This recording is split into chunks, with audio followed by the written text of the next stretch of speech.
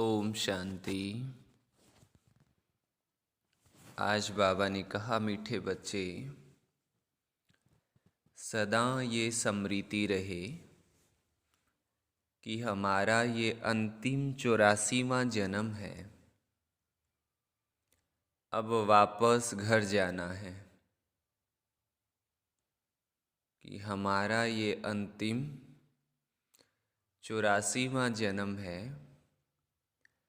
अब वापस घर जाना है, फिर अपने राज्य में आना है। फिर अपने राज्य में आना है। प्रश्न है, बाबा पक्का सौदागर है कैसे?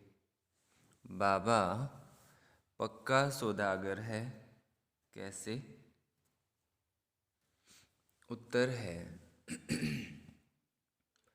जो अभी साहूकार हैं, जिन्हें पैसे का नशा है, बाबा कहते हैं तुम यहाँ की अपनी राजाई संभालो। उनका बाबा स्वीकार नहीं करता है। उनका बाबा स्वीकार नहीं करता है। गरीबों को ही बाबा ऊंचे से ऊंचा बनाते हैं।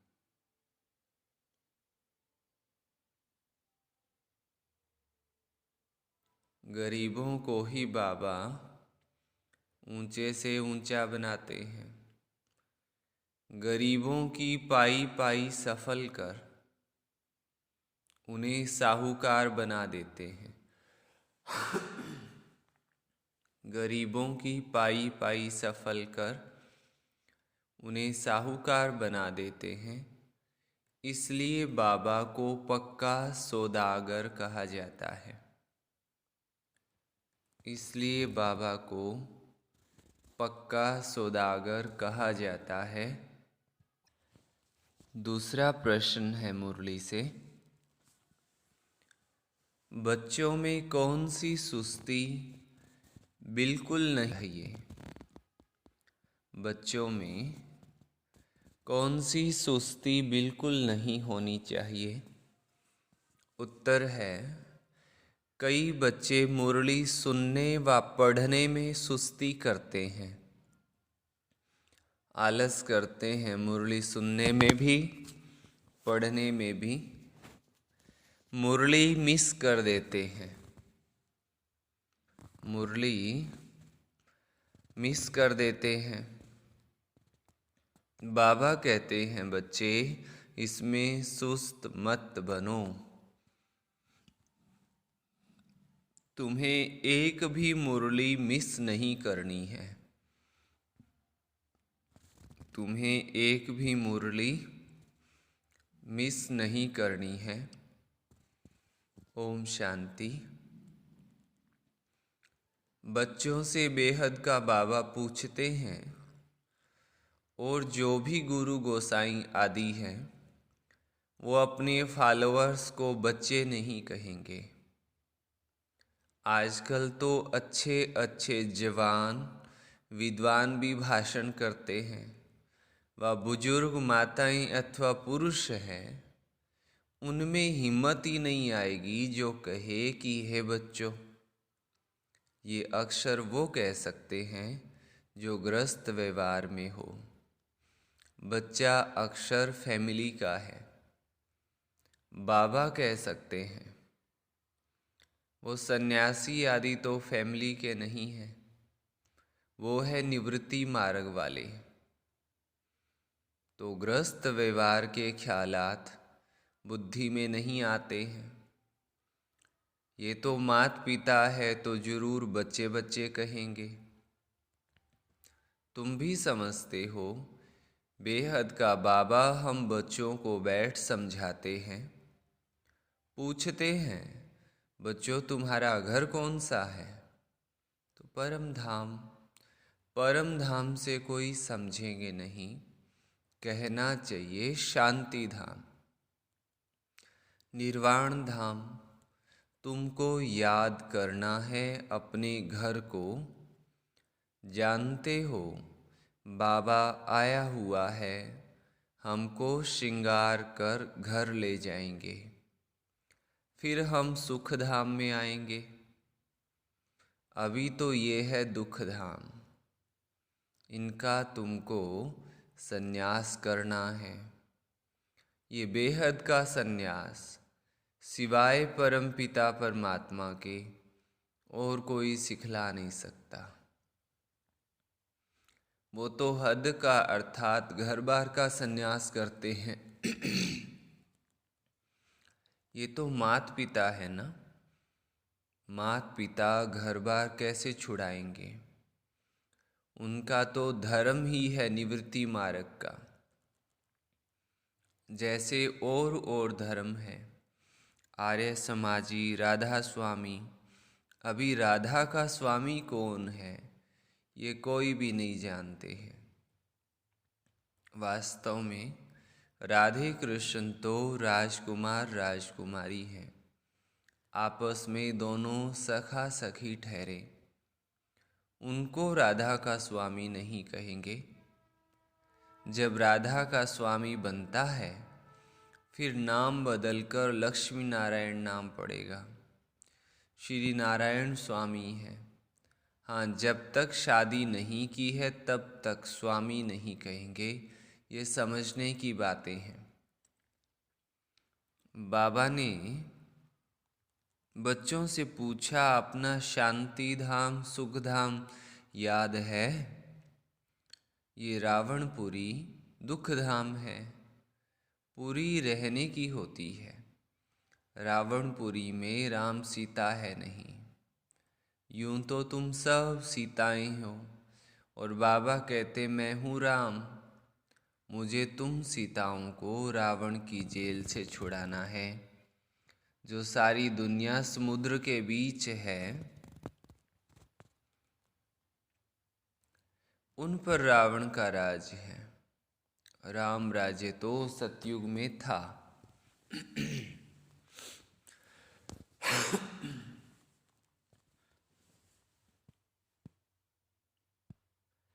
जिसमें लक्ष्मी नारायण राज करते थे, था भारत पर राज। परंतु उस समय और कोई खंड न होने कारण कहा जाता है ये भी विश्व के मालिक थे। है भारत के मालिक, और कोई खंडों का नाम निशान नहीं रहता है, तो सारी दुनिया के मालिक ठहरे ना। और वहाँ तुम्हारा मीठे पानी पर राज चलता है। तो ये तुम बच्चों की बुद्धि में रहना चाहिए कि अब नाटक पूरा हुआ है, अभी वापस घर जाना है। हमने 84 का चक्र लगाया है। मनुष्यों की बुद्धि में कुछ नहीं आता है, ऐसे ही सुनी सुनाई बात कह देते हैं। तुम जानते हो हम 84 का चक्र लगाकर आए हैं, अभी हमको वापस जाना है। फिर नए सिरे चक्कर शुरू होगा।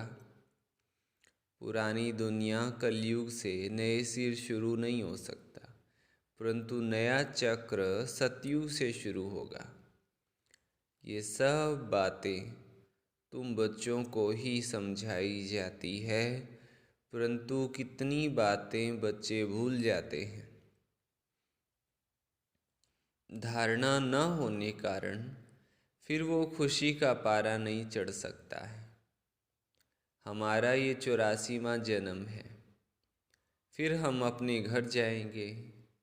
जब तक पवित्र नहीं बने हैं तब तक कोई वापस नहीं जा सकते। जन्म लेना ही है। जो तुम पहले पहले थे अब पिछाड़ी में हो। सब धर्म वाले अभी अंत में भिन्न नाम रूप देश काल में हैं। गुरु नानक जिसने सिख धर्म स्थापन किया उसकी आत्मा कहाँ है? यहाँ ही भिन्न नाम रूप में है। सबको पूरा पार्ट बजाना है। अभी तुम पुरुषार्थ कर रहे हो नई दुनिया में जाने के लिए। पिछाड़ी में सबको हिसाब किताब चुकतू करके फिर जाना है। गुरु नानक की आत्मा फिर अपने समय पर आएगी। सतयुग त्रेता द्वापर में वो आ नहीं सकती, वो आती ही है कलयुग में। अपने समय पर आकर धर्म स्थापन करेगी। नंबरवार अवतार आते हैं जो आकर अपना धर्म स्थापन करते हैं। पहला नंबर अवतार है भगवान का। अब निराकार कैसे अवतार ले बताते हैं। मैंने इस चोले का आधार लिया है। ये अपने जन्मों को नहीं जानते, शरीर तो इनका है ना। गाया भी जाता है आए देश पर आए, और सब अपने देश अपने शरीर में आते हैं। हाँ, धर्म स्थापक दूसरे के शरीर में आ सकते हैं, फिर उनका नाम होता है। पवित्र आत्मा आकर प्रवेश करेगी। जो पहले वाली आत्मा है वो धर्म स्थापन नहीं करेगी। जो आत्मा प्रवेश करेगी वही स्थापना करेगी। सितम आदि पहले वाली आत्मा सहन करती है। जैसे क्राइस्ट की आत्मा आई, वो तो सतो प्रधान थी, उनको कुछ सहन नहीं करना है, उनको तो पहले सतो में ही आना है। तो जो पहली आत्मा है वो सहन करती है। दुख तो आत्मा को ही होता है ना, जब शरीर के साथ है। धर्मराज भी शरीर धारण करा करके सजा देंगे। आत्माओं को महसूस होता है कि हम सजा खा रहे हैं, इसलिए कहा जाता है पाप आत्मा पुण्य आत्मा। पाप शरीर पुण्य शरीर नहीं कहा जाता है। सन्यासी तो कह देते हैं आत्मा निर्लेप है, शरीर पर पाप लगता है। अनेक प्रकार के गुरु लोग हैं। बाबा ने बहुत गुरुओं का अनुभव किया है। ब्रह्मा बाबा हर एक से पूछते रहते हैं क्यों सन्यास किया, घर बार कैसे छोड़ा, बतलाते नहीं थे। तो मैं कहता था कि मैं कैसे समझूं कि मैं भी कर सकूंगा व नहीं। ऐसी ऐसी बातें बड़े समझदारी से करते थे। अभी समझते हैं कि ये सारा जो मनुष्य सृष्टि रूपी झाड़ है, इनकी जड़जड़ी भूत अवस्था है। अभी फिर से नया शुरू होना है। प्रलय तो होती नहीं, शास्त्रों में महाप्रलय दिखाई है, अब वो तो होती नहीं है। कहते हैं श्री कृष्ण सागर में पीपल के पत्ते पर आया। बाबा कहते ये सब गपोड़े हैं। बाबा कहते हैं मैं तो आता ही हूँ आदि सनातन देवी देवता धर्म की स्थापना करने। पहले हमेशा स्थापना होती है, फिर विनाश, फिर पालना, ऐसे कहना चाहिए। ऐसे नहीं कि पहले स्थापना फिर पालना पीछे विनाश कहो। तो कोई समझदार सुनेगा तो कहेगा ये तो तोते माफिक पड़े हुए हैं, स्थापना पालना फिर विनाश कैसे होगा। इसलिए कायदे मुजीब करेक्ट अक्षर बोलने हैं। स्थापना, विनाश, पालना। अभी ऊंचे से ऊंचे बाबा की तुमको श्रीमत मिलती है, देते हैं ब्रह्मा के तन द्वारा। ये बाबा का शरीर मुकर्रर है। समझदार बच्चे जो होंगे उनको कोई राय पूछनी होगी तो श्रीमत लेंगे। श्रीमत पर चलने से कभी धोखा नहीं खाएंगे। शिव बाबा की ही श्रीमत है। बाबा दूर थोड़े ही है। बाबा देखते हैं बच्चे गलत चलते हैं व ठीक चलते हैं। हर एक को सृजन से राय मिल सकती है। ये है सबसे बड़ा सर्जन। कोई भी बात में तकलीफ हो तो बाबा बैठा है, श्रीमत पर चलते रहो। समझो कोई गरीब बच्चा है, धारणा अच्छी है, सेवाधारी है, परंतु गरीब है, इसलिए आकर मिल नहीं सकता। तो ऐसे को टिकट भी मिल सकती है। बाप तो गरीब निवाज है ना। ऐसे तो बाप को बच्चे चाहिए जो गरीब से गरीब हों और पढ़कर ऊंचे से ऊंचा चढ़ जाएं।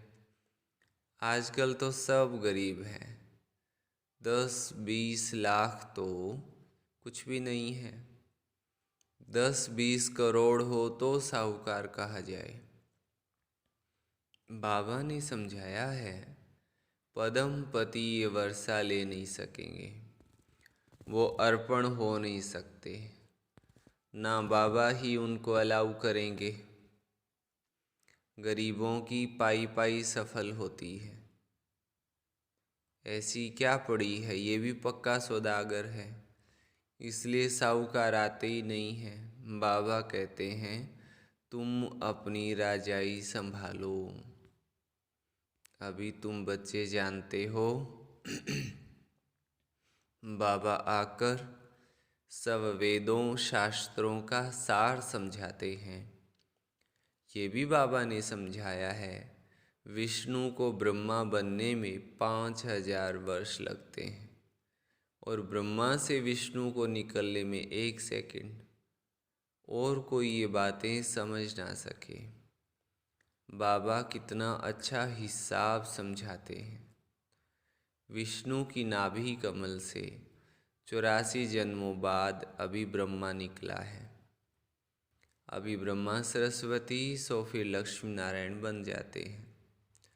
सूर्यवंशी बनेंगे, फिर चंद्रवंशी बनेंगे। ये सारा चक्र बुद्धि में है। ब्रह्मा सो विष्णु, विष्णु सो ब्रह्मा। ये टॉपिक बहुत अच्छी है। सारे चक्र का राज इसमें आ जाता है। ये सब बातें समझदार बच्चे अच्छी रीति धारण कर सकेंगे और पॉइंट लिखते करेक्ट करते रहेंगे। भाषण जब करते हैं, कोई को याद नहीं रहता तो कागज़ सामने रखते हैं। तुम बच्चों को ओरली समझाना है। बैरिस्टर लोग बहुत अभ्यास करते हैं, फिर दूसरा वकील आर्ग्यू करेगा तो किताब खोल कर देखेंगे, फिर बोलेंगे जज साहब देखो फलानी लॉ बुक में ये है, वो फिर कहेंगे फलानी किताब में ये है। उनके पास बहुत पॉइंट रहती है। इंजीनियर की भी बुद्धि चलती रहती है, तो हमको ऐसे ऐसे प्लान बनाने हैं। तुमको भी विचार चलाना है, टॉपिक की लिस्ट बनानी चाहिए, इस पर ये पॉइंट समझाएंगे, फिर सारी नॉलेज बुद्धि में आ जाएगी। फिर एक्यूरेट भाषण करेंगे। अचानक भाषण करेंगे तो गड़बड़ हो जाएगी, है ना। बाबा के पहले से तैयारी करके रखो। अगर एकदम से शुरू करेंगे तो गड़बड़ होगी। ये भी नंबरवार प्रैक्टिस है। तब तो जो तीखे हैं उनको बुलाते हैं कि आकर भाषण करो। समझते हैं ये बड़ी बहन है, भाइयों में जगदीश होशियार है, तो कहेंगे ये बड़ा भाई है, तो फिर आदर पूरा रखना चाहिए। फिर बड़े का काम है छोटों को सिखाना। स्कूल में संस्कार भी सिखलाते हैं, इसमें भी संस्कार अच्छे चाहिए। दैवी गुण धारण करना है, मूडी नहीं बनना है। कई बड़े मूडी होते हैं, मन में आया तो सेवा करेंगे, मन में नहीं आया तो बैठे रहेंगे दूर, बहुत दूर। तो इनमें भी मैनर्स अच्छे चाहिए। मूडी नहीं बनना है, कभी मीठा कभी कैसा, वो फिर सेवा नहीं कर सकते। बहुत मीठा बनना चाहिए, बहुत प्यार से किसको समझाना है, तब अच्छा पद मिल सकता है। सभी को राजी करना है। ये तो जानते हो, बाबा आकर सभी मनुष्य मात्र को खुश करते हैं। सर्व के सद्गति दाता, सर्व को सुख शांति देने वाला है।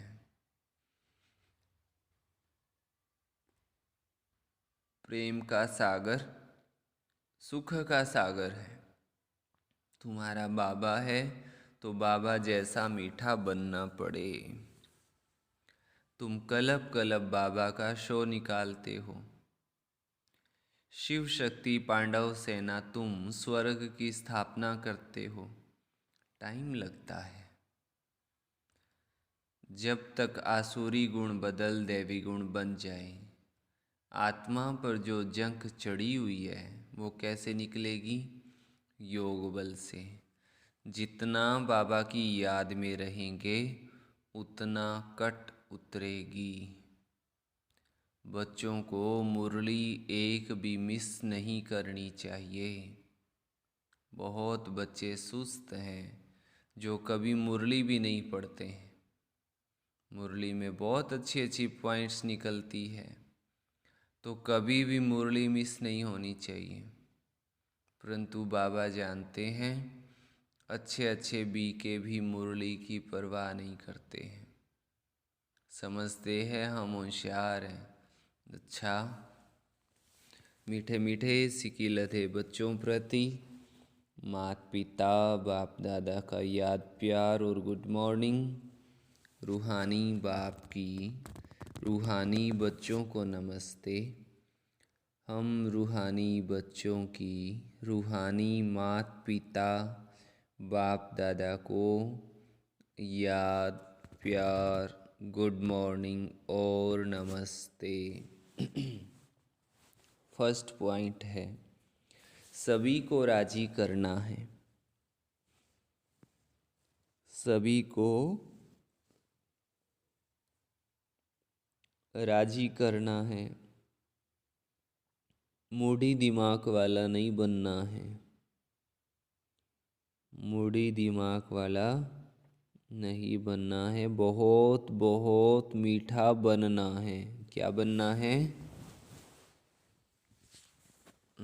बहुत बहुत मीठा।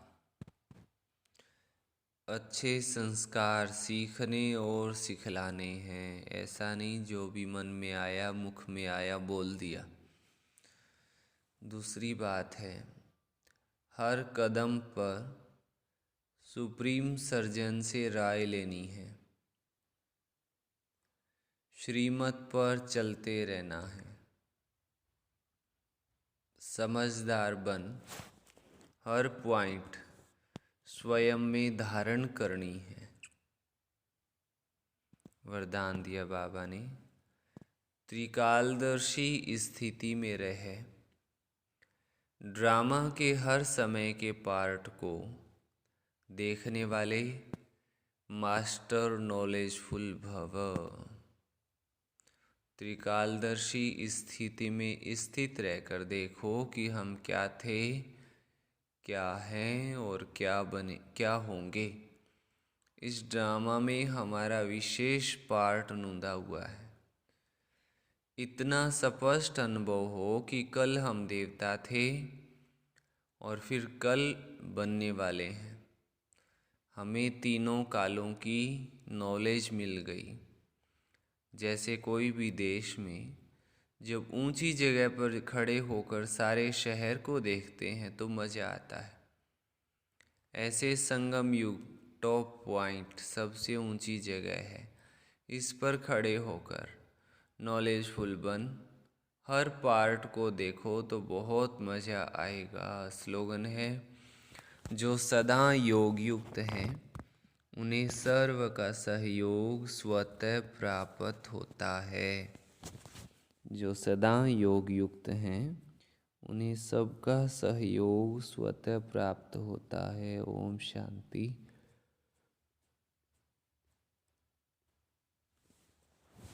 ये थी आज की बाबा की मुरली। बाबा ने कहा लास्ट जन्म में तो वापस घर जाना है और मुरली रोज पढ़नी है, उसमें सुस्त नहीं बनना है।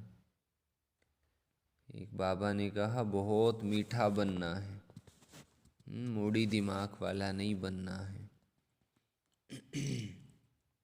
अच्छा, ओम शांति।